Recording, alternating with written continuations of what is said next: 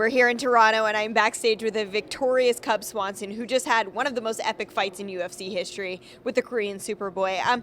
He had a lot of hype going into this fight. Were you surprised that people knew so much about him and were kind of rooting for him like that? People are the 145-pound division has had the same guys at the top for a long time. So I'm not surprised that some of the guys that are coming up and looking good, people are just excited to see fresh meat in there. And, I knew he was going to be a great fighter, but I just felt like he was underestimating me.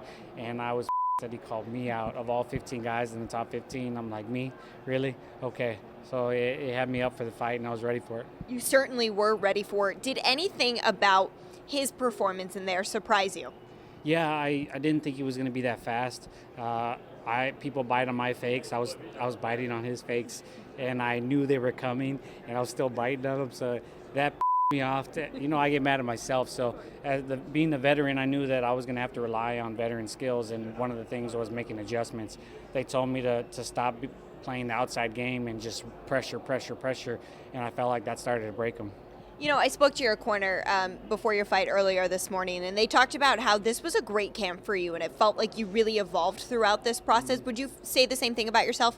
Yeah, I went above and beyond for this camp. My last two fights, I was training primarily for grapplers. It made me a little slower, I felt, with my striking, but I was really strong. So this camp, my whole camp, everything was speed, footwork, sprints, I just wanted to come out and be the vintage version of me that I knew he wasn't going to try to take me down, so I could just go out there and try to paint a picture.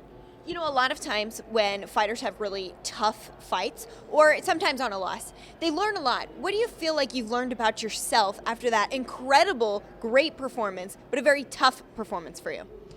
With the performance tonight? Mm-hmm. That these guys are, he's only 25. These guys are good. And so if I'm a sucker and think that I know it all and then I'm going to stop learning, then I need to stop fighting. But every time I've been knocked down, I've questioned myself in every avenue. I've questioned every coach and challenged them to make me better. And so that's the only reason I'm still here fighting, is that I've been honest with myself and I owe myself that to grow as a martial artist. Cub, you always impress every time you come out to the octagon. Where do you go from here? I don't know. The only thing is I've never fought for a title. That's one thing I'd like to do. And never in any organization coming up, I've never had a title fight. So I think it's about time.